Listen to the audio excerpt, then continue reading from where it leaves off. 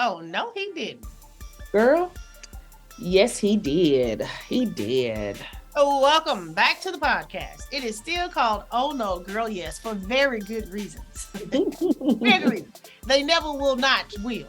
And yes, they did. Always. We will never run out. I want y'all to know we're going to be here every week unless we not.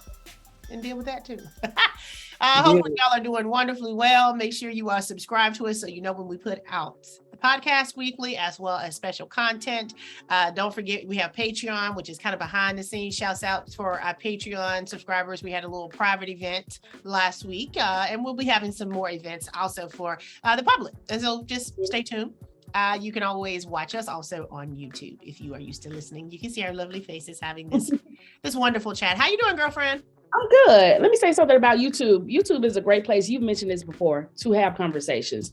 We know you comment sometimes on our IG posts. You comment on Facebook and stuff like that. But YouTube, I mean, I think the algorithm or it lends itself to having conversations. So even if you don't watch us, go ahead and subscribe to our YouTube channel.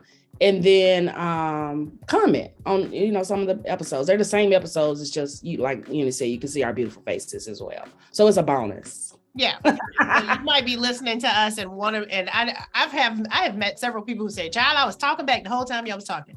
Yeah. Just go onto YouTube. You don't have to rewatch it. Just go in and just leave comments on that particular episode. And even if you watch YouTube, if you're watching in real time and posting comments, I think it'll put the time code, so that'll help us realize what we were talking about because we just be talking.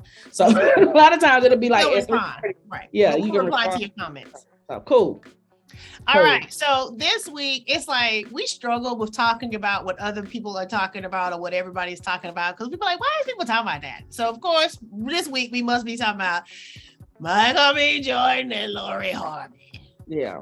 So that's our first initial feeling about it, guys. Okay. Why would we talk about that? But we're going to talk about it. So if you don't know, Michael B. Jordan, actor, writer, director now, was dating Lori Harvey, stepdaughter of Steve Harvey. I think she might have a skincare line or something, but she basically is known for her dating history. Mm-hmm. She doesn't really do a lot of interviews or talk a lot, so you really don't know a lot about her. You just know rappers are use her name in songs. People have these think pieces online about their perception of her, but we really don't know that much about her. And honestly, I don't know that much about Michael B. Jordan either. Anyway, they've been dating. They've had some beautiful photos and moments they've shared online. And a couple weeks ago, it came out. They broke up. Now, we have not had a conversation with Michael B. Jordan or Lori Harvey. I don't know anyone who has. However, sources say, which we know for a fact means nothing, that he wanted more, she wasn't ready. We do not know that to be true. We do know he's 35. We do know she's 25. Okay. Now, from that, so many people have offered so many opinions about these people they have never met, don't know, and have no insight into the nature of their relationship. So what are your initial thoughts? Lori Harvey, Michael B. Jordan, broke up. That's life. That was my initial thought. Oh God, I hated for them. They were cute together, but life goes on. And relationships don't last. All relationships don't last. So I wasn't heartbroken for either one of them, or angry or, super duper sad. I did enjoy their posts because I like to see love. I like to see Black love in particular. So it was a beautiful thing, but it was a beautiful thing while it lasted. and now they've moved on.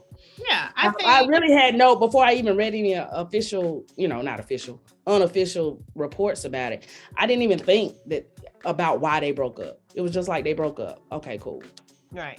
It's funny sometimes when I'm talking to my mom and we might be talking about the celebrity news of the day and it might be a divorce or something. And my mom will say something like, well, I'm surprised they got divorced. And I always say the same thing. I am never surprised when someone gets divorced. Mm-hmm. Like marriage is hard. Relationships are hard. I am never surprised when someone breaks up. Not because I think everybody's going to break up. I just understand it. It happens. And as someone who has broken up 100% of the time,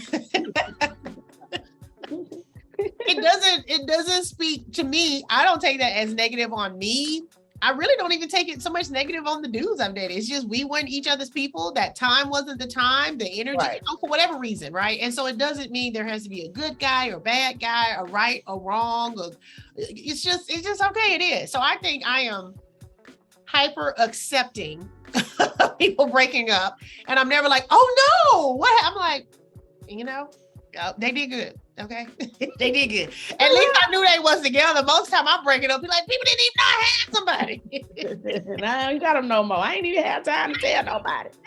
Even know I had somebody. So I feel like we knew you and y'all was together. I will say, and I think we differ on this. I will say, when somebody's been together 40 years and they break up, I'm like, what were y'all doing on it? Y'all did good. 40 years. I ain't tripping. Y'all did good. Y'all ain't got to prove nothing to nobody. You have completed your assignment. It might have been to have these children. It might have been to build this business. So a lot of times it might have been to grow up together, but y'all have completed the assignment. Let's move on and see what's next. I am never tripping. You can be married for 1 year. I'm not surprised. You can be married for 800 years. I am literally not surprised. I'd be like, you did good. When Blair Underwood announced his divorce, I think it was like 26 years. We're like, oh my, you did good. I mean, you great job. Bravo.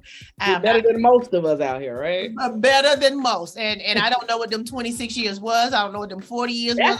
That's what I'm concerned about. Like, if was it 40 years of misery? No, I think I don't take it to mean that it was 40 years of misery. Right. I just think that's it where ran my its mind course. goes. But I mean, think about any kind of great series you like watching on TV. Sometimes it runs its course, and sometimes it might be because the network canceled it, and so then they wrap the story up. Or sometimes a network canceled it, they find a home in another platform. Or sometimes we've just told the story that we need to tell, and we can move on to something else. And so I just think relationships, it doesn't mean it was bad or wasted time or unsuccessful just because it ends. And those are the stories that, as I'm becoming a screenwriter and writing love stories, that's my point. Is just because they don't end up as a couple does not mean it's not happily ever after. Right. But anyway, back to Lori and Michael, the two people we don't know that we want to talk about. So I saw this post on Facebook and I shared it with you. So I'm going to read it to you guys. I don't know the person that posted it. I'm going to say their name, might not be saying it right. I don't follow this person, but it was shared, and then I'm going to read what this person wrote. So the person's name is Stanir Nani Solanis. Do what you will with that. Okay, it says, we live in a generation that thinks 25 is too young to get married and settled down. This generation raises young women to live their best life and waste their prime years hopping from bars to clubs and from relationships to relationships. This young generation of women value their independency, career, money, nice clothes, and attention over a family. They don't swallow this hard pill until they're 40 plus with no husband and no kids to carry on their legacy. Lori Harvey represents the ideals of our generation. Young, beautiful, successful, with no sense of pride in the true meaning of life, relationships. Prayerfully, she'll be aligned with the right mentors that can help her realize this truth. And I sent that to you, and you responded, who wrote this bullshit? This is after I wrote, I hate people so much. Now, couple things. Again, we don't know this person. Let me tell y'all how easy it is for my mood to change. I was driving when she sent this, and I looked at it. I stopped at a red light or something like that, and I looked at it. And all the way home, I was so pissed off at Eunice. Sending it to her. Sending it to me. That's how much it bothered and vexed my spirit. But you tend to get mad at me when I send you things. I'm sending you things because they have elicited a response, a reaction from me. Yeah. I know it's probably going to have a similar effect on you. It's kind of like, here, smell this and see if it's bad. It's kind of like that. I want to make sure it's as bad to you as it is to me, but also I know we're going to talk about it. Yeah, but go ahead. And okay, so a couple things. The first part where it says we live in a generation that thinks 25 is too young to get married and settle down. 25 is literally too young to get married and settle down. What do you mean? I think 25 is too young to get married and settle down. Okay. Yeah. We before our time, folks would get married at 15, 16, having the family. They weren't finishing school. They weren't finishing school. Women were designed to get married, have babies, keep home. Okay, so, and that's also back at the time of arranged marriages. You know, you married Mr. Brown's son, that he had been preparing his whole life to marry you. Your father had a dowry to gift him, and that was the setup. Okay, all right, you didn't have to know nothing. Y'all was gonna be together till one of y'all died from yellow fever. Yeah. So at 30, so you had to start at 15. Most of them people, mortality rate, they was dead by 32, but they look 75. Go back, look in the history books. We're not making this up, okay? And so then, by the time my parents came along, divorce was readily available. It wasn't as taboo. My grandparents' generation, we ain't getting no divorce. We know granddaddy got another family on the other side. Not my granddaddy, I don't know that, but that's just what we know of that generation. My parents got divorced. That generation, divorce was a thing. Our generation, we ain't getting married. So I think each generation, it kind of changes. And so yes, 25 in this day and age is too young to get married and settle down. Only because what we have learned and have seen is that most of us don't really grow up until we have lived on our own for a little bit. It might just be 25, you're just maybe graduating college, you've been maybe taking care of yourself, living in an apartment, maybe had your first job or whatever. If you partner with somebody, or especially the wrong somebody, but if you partner with somebody, it will stunt your growth. Yeah. And that might be fine and good. That's what I was about to say. It's like, because we're not trying to implement our thoughts on life on everybody. Like, we're not trying to push that narrative, just like this guy was like, just assuming that everybody agreed with him on the fact that 25. I feel like it might be a woman that wrote this, but go ahead. Oh, it might be a woman. Oh, if it's a woman, it's even worse. Anyway, actually, I don't know which one is worse, but yes, if you're okay with it, if you think you've lived, I mean, obviously 25, a lot of people get married at 25, 24, 23, 22, whatever. That's fine. I mean, a lot of people find that they grow up together. I've met people who got married in their 20s and said they probably wouldn't be able to do it the way they did it now that they're in their mid to upper 30s, because they were still better. They know better, but while they were still young, their guy was still young too. So they were able to grow and mold him along and have a greater impact because they were married, as opposed to just meeting him out at his 30s. Now it's like, oh God, I would never. So I guess there could be a benefit. I've seen a couple, but in our opinion, it is too young. Right. And I not barring the benefits of, like I said, partnering with the right person. Right. You can meet your true love in 5th grade. If they the right person, that's going to be the right person. Yeah. But I'm saying historically, if you have a 60% divorce rate, it is people are partnering with the wrong person at the wrong time. Yes. Okay, that's all that means. So I'm saying if you look back at 25, you're not as far removed from 25 as I am, but I don't like anything I liked at 25 today. The clothes, maybe the music, the TV shows, the things I like, because I wasn't fully formed in my life experiences. And what happens is the beauty of age is wisdom, hopefully, is that you get to experience things, you get to see things, you get to meet different people, and you learn, oh, I like that. Or you learn, I don't like that. Or you say, wow, I've never seen that. Or you say, wow, that's really cool. I want to institute that in my life or my life, and I think that's what time gives you, is that ability. Some people are well-traveled as young people, have been exposed to a lot of different things, so again, maturity levels are different for every person. But I think in talking about growing up, it is hard to grow attached to another person. And either you're growing together, and that still is not your own personal trajectory, or you're growing apart, and that is still going to be limiting in your growth. And so what I'm saying is, and that's whether it's your best friend, that's whether it's your twin, it's hard to grow with another person. Because everybody's so unique and individual in the rate in which they grow up and mature and experience life and things. Okay, so that's personal opinion. 25 is too young. If you 25, you got married, congratulations. Okay. I hope if you haven't done it, don't do that. Okay. Now, but where it says this generation raises young women to live their best life and waste their prime years. Again, this is based on a patriarchal idea that there is an expiration date on your prime.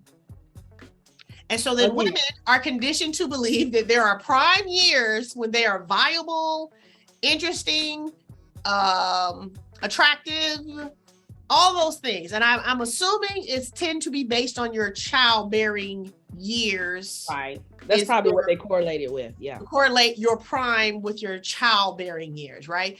And if you would ask a lot of women who have children or haven't had children, but especially women who have had children, they would probably tell you their prime is when their children were grown up and left. And they were back to themselves. So your prime can happen at any point that you get to be the main character. Mm-hmm.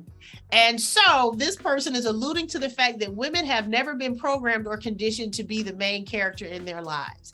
Women have been programmed and conditioned to be in service to someone else, to be a wife, to be a mother, and not to be the main character. Because for you to be a mother, a wife of any goodness, you're not going to be the main character.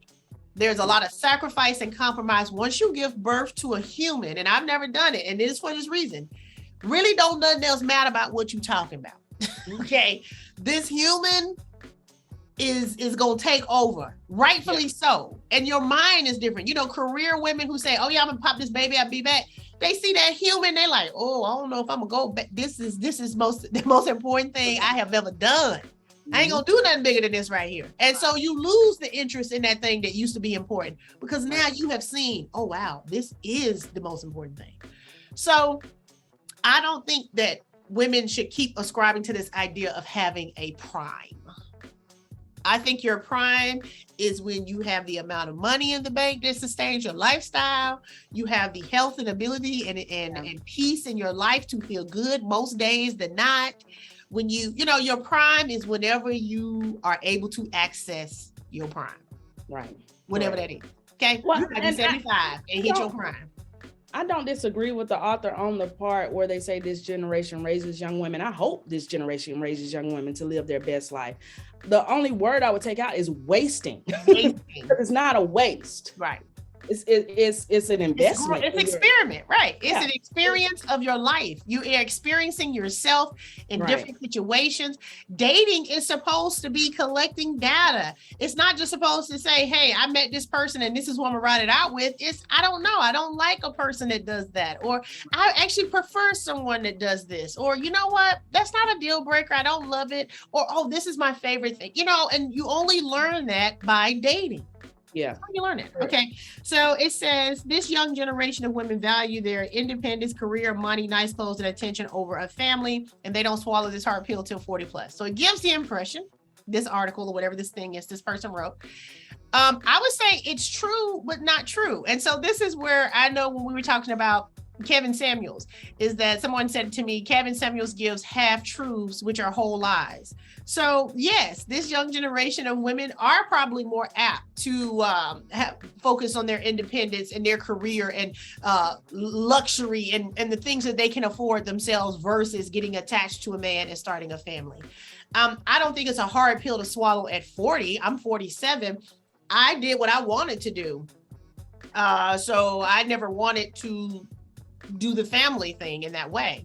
But it's interesting because even in my dating unsuccessfully, I don't think I was dating to get married and have kids. I was dating to have somebody to do some life with, and so when those situations didn't work out, I think if I was attached to being married and having kids, I would have already been married and had some kids by now, if that's what I wanted. And so I think this goes back to the programming that all women want to get married and have kids when all women don't.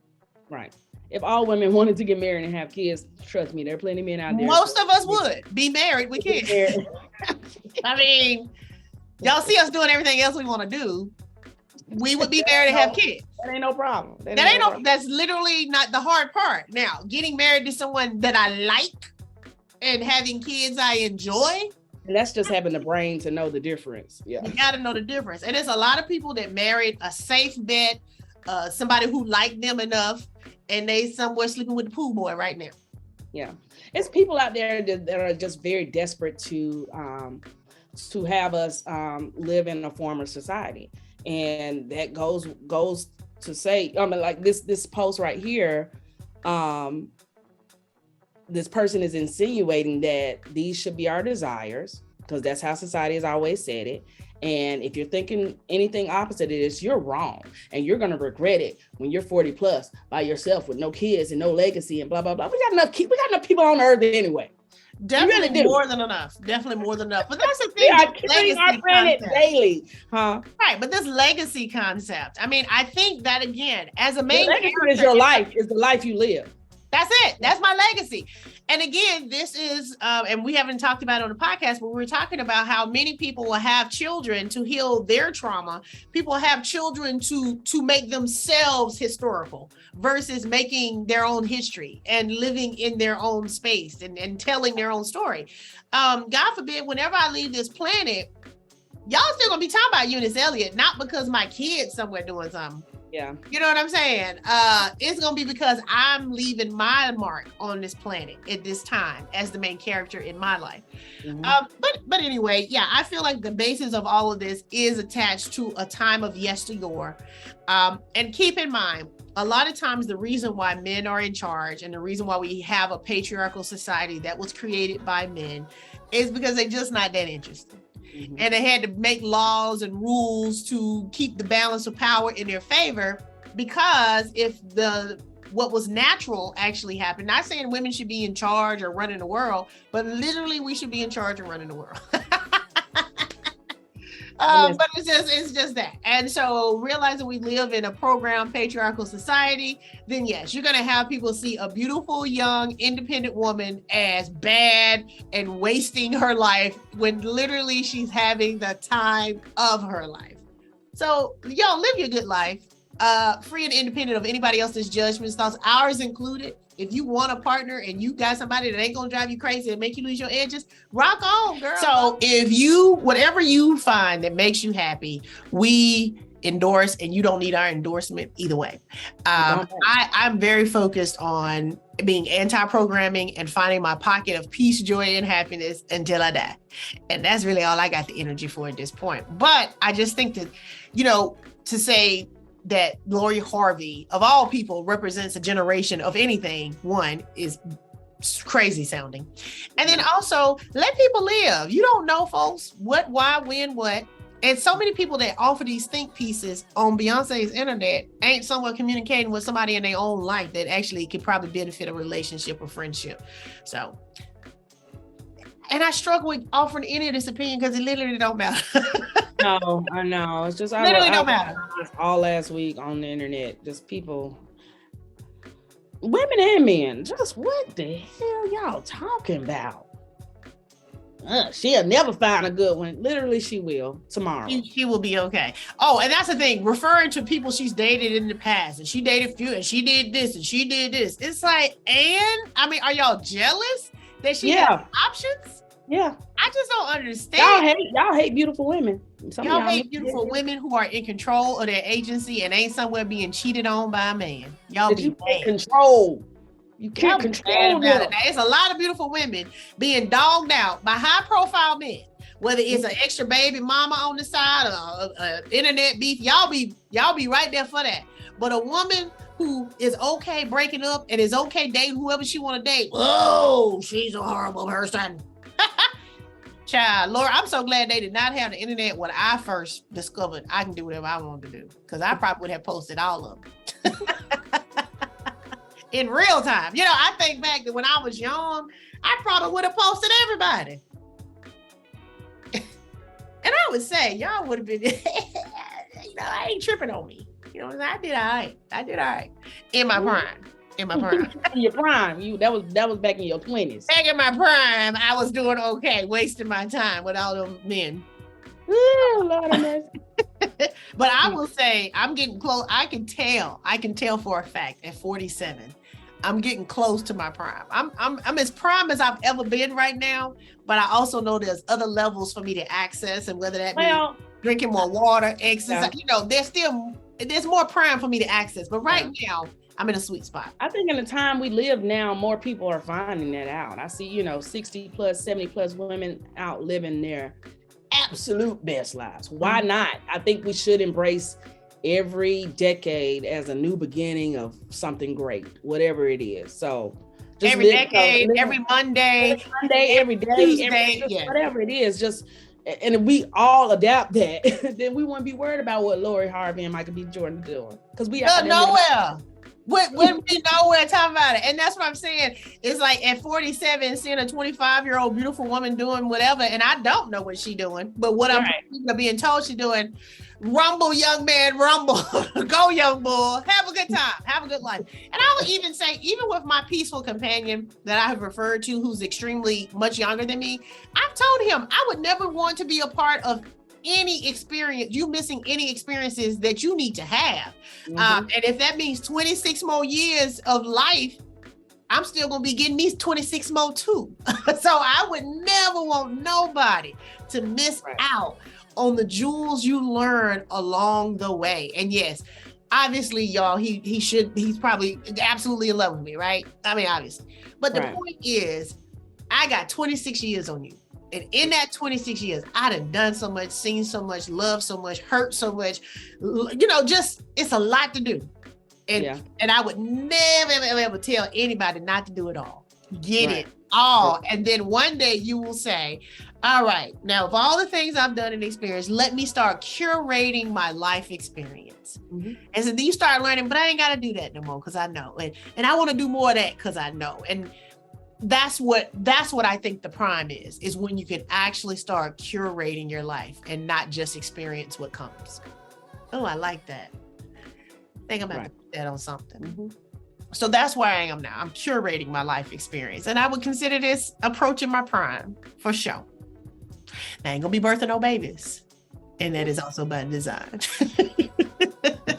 But anyway, if y'all are spending more time talking about somebody else's relationships online, please, we encourage you, step away from the keyboard. It's not worth it. Don't argue with no strangers about it. It ain't none of our business. And we literally have no idea about anybody's inner workings of nothing.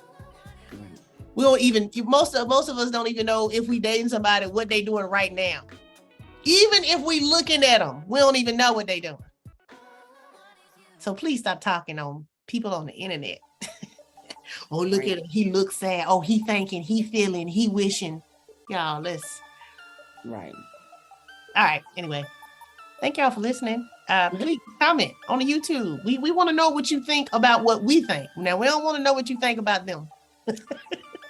We know what you think about what we think. What you think about them too, if you want to. Yeah, we just want y'all to engage with us. We want to start get more of this community conversation going, and we appreciate y'all so much. So until next time, until we have somebody else's business to tell y'all we don't care about their business and then proceed to have an episode about their business. Oh, no, they didn't. Girl, yes, they did.